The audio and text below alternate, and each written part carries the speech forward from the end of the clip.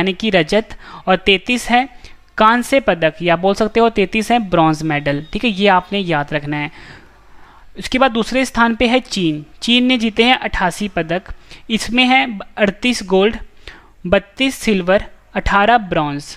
वहीं अगर हम बात करें तीसरे स्थान पर, वो रहा है जापान देश, जिसने 58 पदक जीते हैं, जिसमें कि 27 गोल्ड है, 14 सिल्वर है, 17 ब्रॉन्ज है।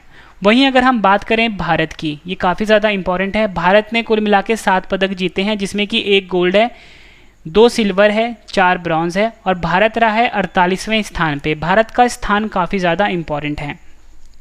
और फ्रेंड्स, आपसे ना एग्जाम में क्वेश्चन पूछा जा सकता है कि किस देश ने टोक्यो ओलंपिक 2021 या बोल सकते हो टोक्यो ओलंपिक 2020 में सबसे ज़्यादा स्वर्ण पदक जीते हैं, तो आपका आंसर होगा अमेरिका, जिसने कि 39 स्वर्ण पदक जीते हैं। सबसे ज़्यादा रजत पदक का रिकॉर्ड भी अमेरिका के पास रहा, जिसने कि 41 रजत पदक यानी कि सिल्वर मेडल जीते हैं। और सबसे ज़्यादा कांस्य पदक जीतने का रिकॉर्ड भी अमेरिका ने ही लिया है। कुल मिला के 33 कांस्य पदक जीते हैं, यानी कि कुल मिला के फ्रेंड्स अमेरिका ने कितने पदक जीते? 113। ठीक है फ्रेंड्स, ये आपने याद रखना है, इंपॉर्टेंट है। अगला क्वेश्चन कर लेते हैं। टोक्यो ओलंपिक 2020 में भारत ने कुल कितने पदक जीते हैं? सही आंसर है ऑप्शन सी 7। भारत ने टोक्यो ओलंपिक 2020 में कुल मिला के 7 पदक जीते हैं। इस क्वेश्चन को डिटेल में समझते हैं। भारत ने टोक्यो ओलंपिक में 7 पदक जीते हैं, जिसमें कि 1 गोल्ड है, 2 सिल्वर है, 4 है ब्रॉन्ज। गोल्ड को हिंदी में स्वर्ण पदक बोलते हैं, सिल्वर को हिंदी में रजत पदक बोलते हैं, ब्रॉन्ज को हिंदी में बोलते हैं कांस्य पदक। और भारत का स्थान रहा है 48वां। ये आपने याद रखना है। भारत ने टोक्यो ओलंपिक में 7 पदक जीते हैं। इसके बारे में आपको मैं कंप्लीट इन्फॉर्मेशन दे देता हूँ कि किस खिलाड़ी ने कौन सा पदक जीता है और किस खेल से संबंध रखते हैं। तो फ्रेंड्स, ये जो 7 पॉइंट मैं आपको बता रहा हूँ ना, एग्ज़ाम के लिए काफ़ी ज़्यादा इंपॉर्टेंट है। तो सबसे पहला पदक जो जीता था वो मीराबाई चानू ने जीता था टोक्यो ओलंपिक 2021 में, और ये वेट लिफ्टिंग से इनका संबंध है, और इन्होंने रजत पदक जीता है। अब देखो फ्रेंड्स, ये जो लाइन है ना, इसमें कौन कौन से क्वेश्चन बनते हैं ये मैं आपको बता देता हूँ। आपसे एग्जाम में पूछेंगे कि टोक्यो ओलंपिक 2020 या 2021 कुछ भी बोल लो आप, इसमें भारत की तरफ से पहला पदक किसने जीता था? आंसर है मीराबाई चानू ने जीता था। इनका संबंध किस खेल से है? वेट लिफ्टिंग से संबंध रखती है मीराबाई चानू। कौन सा पदक जीता है मीराबाई चानू ने? रजत पदक जीता है। ये आपने याद रखना है। दूसरा पदक दिलाया भारत को पीवी संधू ने। इनका संबंध है बैडमिंटन खेल से, और इन्होंने कांस्य पदक जीता है। तीसरा पदक लवलीन बोरगोहेन ने जीता है। ये महिला मुक्केबाजी की खिलाड़ी हैं, कांस्य पदक जीता है इन्होंने। ठीक है, किस खिलाड़ी का संबंध किस खेल से होता है, ये भी एग्जाम के लिए काफ़ी इंपॉर्टेंट होता है।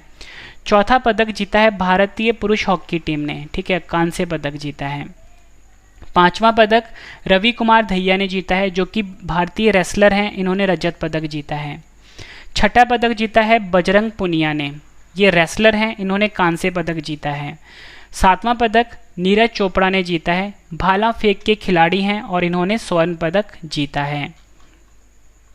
अगला क्वेश्चन है, ओलंपिक लोगों में कितने छल्ले होते हैं? सही आंसर है इसका ऑप्शन ए। ओलंपिक लोगों में कुल मिला के 5 छल्ले होते हैं। फोटो में आप देख के समझ सकते हो।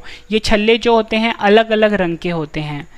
इंपॉर्टेंट पॉइंट डिस्कस करते हैं। इसमें जितने भी इंपॉर्टेंट पॉइंट बता रहा हूँ सभी एग्जाम में क्वेश्चन है ये। ठीक है, तो ओलंपिक लोगों में जो विभिन्न रंग के छल्ले होते हैं ना, वो विभिन्न महाद्वीपों का प्रतिनिधित्व करते हैं। अब मैंने आपको बताया था क्वेश्चन कैसे है, एग्जाम में पूछेंगे कि जो ओलंपिक लोगों का जो रंग होता है, जो अलग अलग रंग के जो छल्ले होते हैं, वो किसका प्रतिनिधित्व करते हैं? महाद्वीपों का प्रतिनिधित्व करते हैं। ओलंपिक लोगों में नीले रंग का छल्ला होता है एक, दूसरा काले रंग का होता है, तीसरा होता है लाल रंग का, चौथा पीले रंग का, 5वां हरे रंग का। ठीक है, ये 5 रंग के छल्ले होते हैं, आपके सामने मैंने लिखा हुआ है यहाँ पे।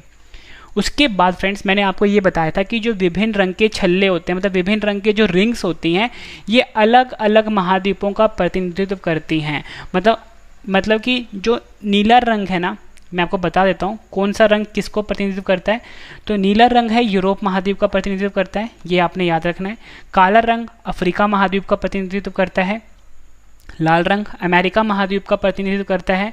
पीला रंग एशिया महाद्वीप का प्रतिनिधित्व करता है। वहीं अगर बात करें हरे रंग की, ये ऑस्ट्रेलिया का प्रतिनिधित्व करता है। ये आपने याद रखना है जितने पॉइंट मैंने आपको बता रहा हूँ। साथ साथ में फ्रेंड्स आप नोट्स बनाते रहो।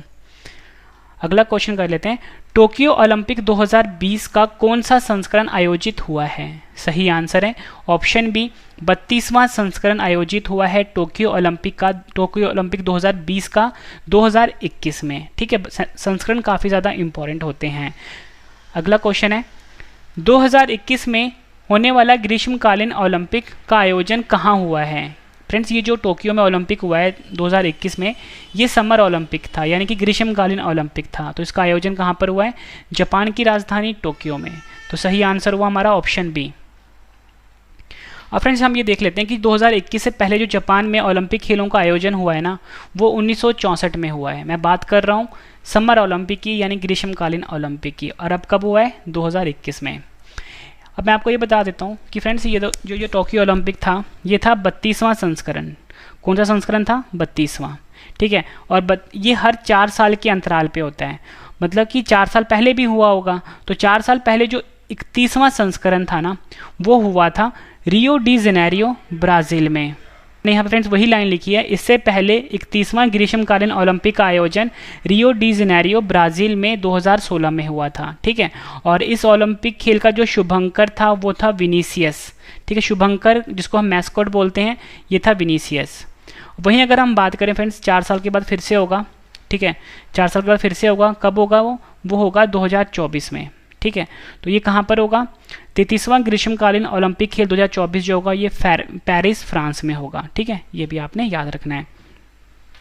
अगला क्वेश्चन कर लेते हैं, टोक्यो ओलंपिक में भारत ने कितने साल के बाद पदक जीता है? फ्रेंड्स मैं यहाँ पे बात कर रहा हूँ हॉकी खेल की। ठीक है, तो हॉकी खेल में जो टोक्यो ओलंपिक हॉकी में जो ओलंपिक में पदक जीता है ना भारत ने, वो जीता है ऑप्शन ए 41 साल के बाद। ठीक है, ये आपने याद रखना है। अगला क्वेश्चन है हमारा, एकमात्र भारतीय जिन्होंने टोक्यो ओलंपिक में स्वर्ण पदक जीता है। तो मैंने आपको ऊपरी बताया था कि भारत ने टोक्यो ओलंपिक में सिर्फ एक ही गोल्ड जीता है। तो फ्रेंड्स ये जीता है ऑप्शन बी, नीरज चोपड़ा ने। और मैंने आपको ऊपरी बताया था कि जो नीरज चोपड़ा है, इनका संबंध किस खेल से है? भाला फेंक। ठीक है, जिसको कि हम इंग्लिश में जैवलिन थ्रो भी बोलते हैं। भाला फेंक खेल से ये संबंध रखते हैं। और फ्रेंड्स ये हरियाणा के हैं।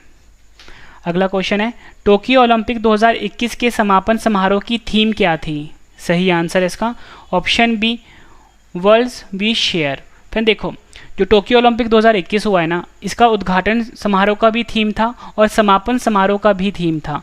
तो समापन समारोह का जो थीम था वो था वर्ल्ड्स वी शेयर। ठीक है, ये आपने याद रखना है, वर्ल्ड्स वी शेयर। वहीं अगर हम बात करें उद्घाटन समारोह की थीम की, तो टोक्यो ओलंपिक 2021 का जो उद्घाटन समारोह है, इसकी थीम है यूनाइटेड बाय इमोशंस। ये आपने याद रखना है। ठीक है, दोनों आपके लिए इंपॉर्टेंट हैं। उद्घाटन समारोह का यूनाइटेड बाय इमोशंस और समापन समारोह का वर्ल्ड्स वी शेयर। फ्रेंड्स मैं आपको एक गुड न्यूज़ देना चाहता हूँ कि ना हमारा करंट अफेयर का चैनल लॉन्च हो चुका है। हमारा करंट अफेयर चैनल का नाम है current affairs by Ravi. Current affairs by Ravi. आपको YouTube पे जाके सर्च करना है करंट अफेयर्स बाय रवि को, और इसको आप अभी सब्सक्राइब कर लीजिए। और अगर आपने इन सभी क्वेश्चन का टेस्ट लगाना है तो रवि जी के क्विज पे आके आप टेस्ट भी लगा सकते हो। तो फ्रेंड्स ये दोनों चैनल आपके लिए काफ़ी ज़्यादा इंपॉर्टेंट है। वैसे लिंक मैंने वीडियो के डिस्क्रिप्शन में दिया हुआ है, वहाँ से जाके आप इसको सब्सक्राइब कर सकते हो। अगला क्वेश्चन कर लेते हैं, किस देश के इलियुड किपचोगे ने टोक्यो ओलंपिक मैराथन का खिताब जीता है? सही आंसर इसका ऑप्शन सी, केनिया देश के हैं इलियुड किपचोगे, जिन्होंने टोक्यो ओलंपिक मैराथन का खिताब जीता है। इंपॉर्टेंट पॉइंट डिस्कस कर लेते हैं। किपचोगे ओलंपिक की पुरुष मैराथन में 1 से अधिक स्वर्ण पदक जीतने वाले तीसरे धावक बन गए हैं। और इससे पहले अबेदे बिकिला, जिन्होंने 1960 और 1964 में जीता था, और वाल्देमर सिरपिंस्की, जिन्होंने 1976 और 1980 में जीता था। ये कमाल किया था। ठीक है, और ये अब कौन बन गए हैं? किपचोगे। ठीक है, ये आपने याद रखना है, जो कि केनिया देश के हैं। अगला क्वेश्चन एग्जाम के लिए इंपॉर्टेंट है। टोक्यो ओलंपिक 2021 का शुभंकर यानी कि मैस्कॉट्स क्या है? सही आंसर है option A, Miraitowa Tokyo Olympic 2021 का शुभंकर है। ये आपने याद रखना है। शुभंकर को इंग्लिश में हम मैस्कॉट बोलते हैं। ठीक है, ये आपने याद रखना है। अब मैं आपको बता देता हूँ कि पैरा ओलंपिक खेल जो हुए हैं उसका शुभंकर है सोमाइटी। दोनों की फोटो मैं आपको सामने शो कर रहा हूँ। अगला क्वेश्चन है, टोक्यो ओलंपिक में भारत की तरफ से कितने खिलाड़ी शामिल हुए हैं? सही आंसर है इसका ऑप्शन डी 119। टोक्यो ओलंपिक में भारत की तरफ से 119 खिलाड़ी शामिल हुए हैं। इंपॉर्टेंट पॉइंट डिस्कस कर लेते हैं।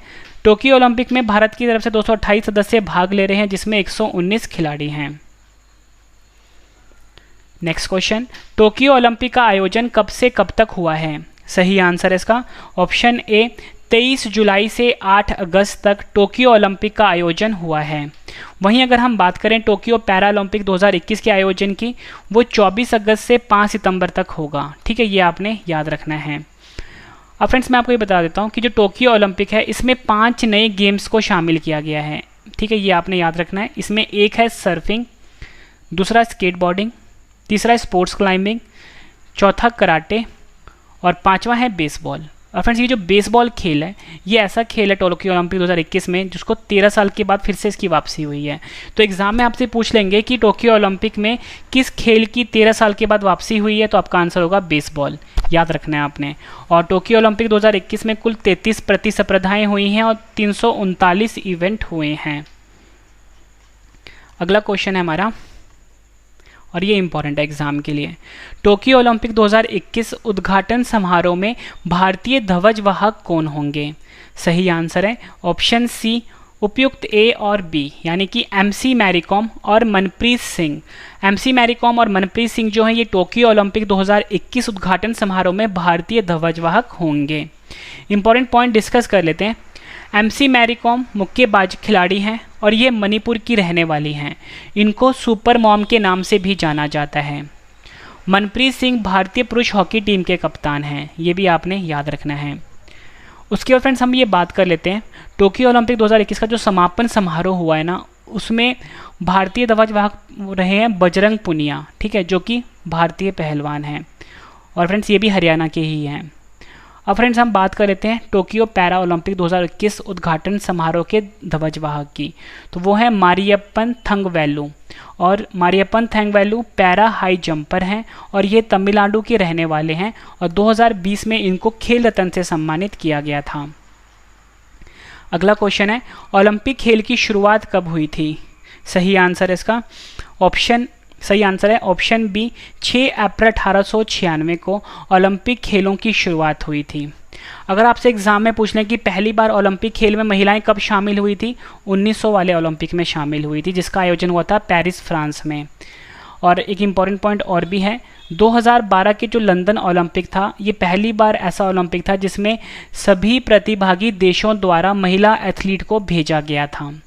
अगला इंपॉर्टेंट पॉइंट है, यूनानी कैलेंडर के अनुसार प्रथम ओलंपिक खेल 1776 ईस्वी पूर्व में ओलंपिया में आयोजित हुए थे। इस कारण से इस खेल का नाम ओलंपिक पड़ा है। अगला क्वेश्चन कर लेते हैं, पहला ओलंपिक खेल का आयोजन कहाँ हुआ था? सही आंसर है इसका ऑप्शन बी एथेंस ग्रीस में। ग्रीस की राजधानी है एथेंस, यहाँ पर पहला ओलंपिक का आयोजन हुआ था। पहला शीतकालीन ओलंपिक का आयोजन 1924 में चैमोनिक्स फ्रांस में हुआ था। पहला पैरा ओलंपिक खेल का आयोजन 1960 में रोम इटली में हुआ था। ऊपर मैंने आपको क्या बताया था कि पहला ओलंपिक खेल का आयोजन कहाँ हुआ था? ग्रीस की राजधानी एथेंस में। बात होती है फ्रेंड्स समर ओलंपिक की। ठीक है, अगर यहाँ पे मेंशन नहीं किया होता कि कौन सा ओलंपिक है तो आप ये समझ सकते हो कि वो ओलंपिक जो बात हो रही है वो ग्रीष्मकालीन ओलंपिक या बोल सकते हो समर ओलंपिक की बात हो रही है। तो पहला ओलंपिक खेल का आयोजन एथेंस ग्रीस में हुआ था। वहीं पहला शीतकालीन ओलंपिक का आयोजन चैमोनिक्स फ्रांस में 1924 में हुआ था। वहीं पहला पैरा ओलंपिक खेल का आयोजन रोम इटली में हुआ था 1960 में। और एक इम्पॉर्टेंट पॉइंट और भी है आपके लिए, सिर्फ एक बार ही ना क्रिकेट को ओलंपिक में शामिल किया गया था, तो वो था 1900 वाला ओलंपिक जो कि पेरिस फ्रांस में हुआ था। ये भी फ्रेंड्स आपने याद रखना है। फ्रेंड्स जितने भी मैं आपके लिए इंपॉर्टेंट पॉइंट लेकर आया हूँ ना, सभी एग्जाम के लिए काफ़ी ज़्यादा इंपॉर्टेंट रहते हैं। फ्रेंड्स मेरी हमेशा कोशिश ये रहती है कोई भी वीडियो आपके लिए मैं लेकर आऊँ कंप्लीट लेकर आऊँ, तो आप मुझे कमेंट करके बता सकते हो कि आपको अगला वीडियो किस टॉपिक के ऊपर चाहिए, वो मैं आपके लिए कंप्लीट लेकर आऊँगा। वीडियो अगर आपको पसंद आ रही है लाइक और शेयर ज़रूर करिएगा। अगला क्वेश्चन है, ओलंपिक खेल के शुरू करने का श्रेय किनको जाता है? सही आंसर है option B Pierre de Coubertin. Pierre de Coubertin को ओलंपिक खेल को शुरू करने का श्रेय जाता है? और फ्रेंड्स आपको ये पता होना चाहिए कि जो पियरे डी कोबर्टिन है ये फ्रांस देश के थे, ठीक है, जिनको ओलंपिक खेल को शुरू करने का श्रेय जाता है। अब एक इंपॉर्टेंट पॉइंट और बनता है फ्रेंड्स, आपसे एग्जाम में ये पूछेंगे जो ओलंपिक खेल का जो लोगो है उसका निर्माण किसने किया था, तो उसका निर्माण भी पियरे डी कोबर्टिन ने ही किया था। ये क्वेश्चन भी एग्जाम में पूछा गया है। और ओलंपिक खेल के लोगों का पहली बार इस्तेमाल एंटवर्प बेल्जियम ओलंपिक में 1920 में हुआ था, ये आपने याद रखना है। अगला क्वेश्चन है, ओलंपिक खेल का आयोजन प्रत्येक कितने वर्ष पर होता है? सही आंसर है ऑप्शन सी, प्रत्येक 4 वर्ष के अंतराल पर ओलंपिक खेल का आयोजन किया जाता है। नेक्स्ट क्वेश्चन, पहली बार किस ओलंपिक में शुभंकर यानी कि मैस्कोट शामिल किया गया था? सही आंसर है इसका, सही आंसर है फ्रेंड्स का ऑप्शन सी 1972। पहली बार 1972 ओलंपिक में शुभंकर यानी कि मैस्कोट को शामिल किया गया था। इस क्वेश्चन के 2 आंसर्स होते हैं, दोनों डाटा मैं आपको बता देता हूँ। एग्जाम में 1972 देते हैं कई बार, तो उसमें जो पहली बार जो मतलब मैस्कोट का प्रयोग हुआ था वो हुआ था म्यूनिख जर्मनी में, ठीक है, 1972 ग्रीष्मकालीन ओलंपिक में। और शुभंकर क्या था? वाल्डी, ठीक है। लेकिन जो ऑफिशियल डाटा है वो कहता है कि जो पहली बार ओलंपिक में शुभंकर का प्रयोग हुआ था वो हुआ था 1968 ग्रीनोबल फ्रांस ओलंपिक में, ठीक है, जिसका शुभंकर था शुश। तो दोनों डाटा आपने याद रखना है, ठीक है। अगला क्वेश्चन है, ओलंपिक के आदर्श वाक्य से संबंधित 3 शब्द कौन से हैं? सही आंसर है ऑप्शन डी, उपयुक्त सभी, CTS, LTS, FORTIS। ये तीनों वर्ड जो हैं लैटिन वर्ड हैं, ठीक है। तो मैं आपको इसका इंग्लिश मतलब भी बता देता हूँ, हिंदी मतलब भी बता देता हूँ। CTS वर्ड जो आपने सुना इसका मतलब होता है फास्टर इंग्लिश में, हिंदी में बोलेंगे तेज। LTS का मतलब होता है हाइयर, हिंदी में बोलेंगे ऊंचाई। FORTIS का मतलब होता है स्ट्रॉन्गर, हिंदी में बोलेंगे मजबूत, ठीक है। ये आपने याद रखना है। अब देखो फ्रेंड्स 2021 में ना नया मोटो आया है। ये तीन वर्ड तो अब तक चलते आ रहे थे मोटो यानी आदर्श वाक्य। कौन कौन से? तेज, ऊंचाई, मजबूत, इंग्लिश में बोलेंगे फास्टर, हाइयर, स्ट्रॉन्गर। वहीं पे 2021 का जो टोक्यो ओलंपिक है उसमें एक शब्द और जोड़ दिया गया, फास्टर, हाइयर, स्ट्रॉन्गर के साथ टुगेदर वर्ड जोड़ दिया गया, जिसका मतलब होता है एकजुटता। तो ये टुगेदर वर्ड जो है हिंदी में बोलेंगे एकजुटता, काफ़ी ज़्यादा इंपॉर्टेंट है आपके लिए। अगला क्वेश्चन है, भारत ने किस वर्ष ओलंपिक खेलों में अपनी टीम भेजी थी? सही आंसर है ऑप्शन सी 1920 ओलंपिक में। 1920 ओलंपिक में भारत ने पहली बार ओलंपिक में अपनी टीम भेजी थी। और जो 1920 में जो ओलंपिक हुआ था ग्रीष्मकालीन ओलंपिक, वो 7वां संस्करण था, ठीक है, ये आपने याद रखना है। और इसका आयोजन हुआ था एंटवर्प बेल्जियम में, ये भी आपने याद रखना है। और पहली बार भारत ने शीतकालीन ओलंपिक में हिस्सा लिया था 1964 में, और इसका आयोजन हुआ था इंसब्रुक ऑस्ट्रिया में, ठीक है। जितने भी एक्स्ट्रा पॉइंट बता रहा हूँ फ्रेंड्स सभी अपने आप में क्वेश्चन है आपके लिए। फ्रेंड्स एक गुड न्यूज़ है कि जल्दी ना हमारी बुक लॉन्च होने वाली है। अगर आप किसी भी एग्ज़ाम की तैयारी कर रहे हो तो रवि जीके के नाम से फ्रेंड्स ये बुक लॉन्च होगी, हर एग्ज़ाम के लिए काफ़ी ज़्यादा यूज़फुल रहेगी, ठीक है। जल्दी मैं इसको लॉन्च करवा दूंगा फ्रेंड्स, अभी इस बुक पर वर्क चल रहा है। अगला क्वेश्चन है, ओलंपिक खेल को कौन सी संस्था रेगुलेट करती है? सबसे पहले मैं आपको बता दूँ कि ATP जो है ये टेनिस खेल को रेगुलेट करता है, फीफा जो है फुटबॉल खेल को रेगुलेट करता है, ICC क्रिकेट खेल को रेगुलेट करता है। तो ऑप्शन क्या रह गया? IOC। तो ये करता है ओलंपिक के खेल को, ठीक है, ओलंपिक के खेल को रेगुलेट करता है। वहीं चेस का जो खेल होता है, शतरंज का खेल होता है, उसे FIDE रेगुलेट करता है, ठीक है, किसको? चेस के खेल को। और IOC यानी कि इंटरनेशनल ओलंपिक कमेटी, हिंदी में बोलते हैं अंतर्राष्ट्रीय ओलंपिक समिति, ये ओलंपिक के खेल को रेगुलेट करता है पूरे विश्व में। अंतर्राष्ट्रीय ओलंपिक समिति का मुख्यालय कहाँ पर है? सही आंसर है ऑप्शन डी, स्विट्जरलैंड का जो ल्यूसाने शहर है यहाँ पर IOC का मुख्यालय स्थित है। अगला क्वेश्चन, अंतर्राष्ट्रीय ओलंपिक समिति के वर्तमान अध्यक्ष कौन है, यानी कि 2021 में अध्यक्ष कौन है? सही आंसर है ऑप्शन ए, थॉमस बाक जो हैं ये IOC के वर्तमान अध्यक्ष हैं, यानी कि 2021 में अध्यक्ष हैं। बात करें फ्रेंड्स अगर हम थॉमस बाक की, ये IOC के 9वें अध्यक्ष हैं और वर्तमान अध्यक्ष हैं आज की डेट में, और ये जर्मनी देश के रहने वाले हैं। जैसे फ्रेंड्स आपको ने सुना होगा कि जो एंटोनियो गुटेरेस हैं, ठीक है, संयुक्त राष्ट्र के महासचिव हैं, ठीक है। तो एग्जाम में ये पूछा जाता है कि जो एंटोनियो गुटेरेस है वो किस देश के हैं, एग्जाम में कई बार पूछा जा चुका है वो, तो उसका आंसर था पुर्तगाल। तो वैसे ही फ्रेंड्स आपसे थॉमस बाक के बारे में पूछा जा सकता है, जो कि IOC के अध्यक्ष हैं, किस देश के हैं? जर्मनी देश के हैं, ये आपने याद रखना है। और पहले अध्यक्ष का क्या नाम था IOC के? उनका नाम था डिमिटर्स विकेलस, ये भी आपने याद रखना है। अब फ्रेंड्स हम अगला क्वेश्चन कर लेते हैं, अंतर्राष्ट्रीय ओलंपिक समिति की आधिकारिक भाषा कौन सी है? आधिकारिक भाषा है अंग्रेजी और फ्रेंच। आखिरी क्वेश्चन कर रहे हैं अब इस वीडियो का, अंतर्राष्ट्रीय ओलंपिक समिति के सदस्य देश यानी कि एक्टिव मेंबर कितने हैं? सही आंसर है ऑप्शन बी, 105 एक्टिव मेंबर हैं आईओसी के। फ्रेंड्स मैंने आपको ये 25 क्वेश्चन करवाए फुल डिटेल में, कहने के लिए तो फ्रेंड्स ये 25 क्वेश्चन थे ओलंपिक से रिलेटेड, लेकिन अगर आप पूरे इन्फॉर्मेशन की बात करो तो 100 से ज़्यादा क्वेश्चन बनते हैं। मैंने आपको कम टाइम में पूरी कंप्लीट इन्फॉर्मेशन दी है टोक्यो ओलंपिक जो कि अभी समाप्त हुआ है, ठीक है, और हर एग्जाम में इसमें से क्वेश्चन आने के काफ़ी ज़्यादा चांसेस हैं। तो जो भी इंपॉर्टेंट क्वेश्चन बनते थे मैंने सभी इस वीडियो में इंक्लूड कर दिए हैं। वीडियो कंप्लीट हो चुकी है ये। अगर आपको वीडियो पसंद आई है तो वीडियो को लाइक और शेयर जरूर करिएगा, और कम से कम अपने 10 फ्रेंड को फ्रेंड्स हमारे चैनल के बारे में जरूर बताइएगा कि हमारे चैनल पे जो भी पढ़ाया जाता है बिल्कुल फ्री पढ़ाया जाता है, ठीक है। और हमारा जो करंट अफेयर का चैनल है जिसका नाम है करंट अफेयर्स बाय रवि, उसको फ्रेंड्स आप अभी सब्सक्राइब कर लीजिए, current affairs by Ravi. Link वैसे मैंने वीडियो के डिस्क्रिप्शन में दे दिया हुआ है। सबसे बड़ी बात क्या है कि फ्रेंड्स पूरे यूट्यूब पे सबसे बेस्ट करंट अफेयर पढ़ाया जाता है और फ्री PDF दिया जाता है हर दिन। और रवि जी के क्विज़ एक और चैनल है, इसको भी सब्सक्राइब कर लीजिए। सभी क्वेश्चन अगर आपने बाद में पढ़ने हैं तो मेरे वेबसाइट पे जाके आप पढ़ सकते हो। आपको गूगल क्रोम पे सर्च करना है रवि स्टडी IQ GK.com, ठीक है। और मैंने आपको बताया कि जल्दी हमारी बुक भी लॉन्च होने वाली है। तो फ्रेंड्स अब हम मिलते हैं नेक्स्ट वीडियो में। Thank you and wish you all the best.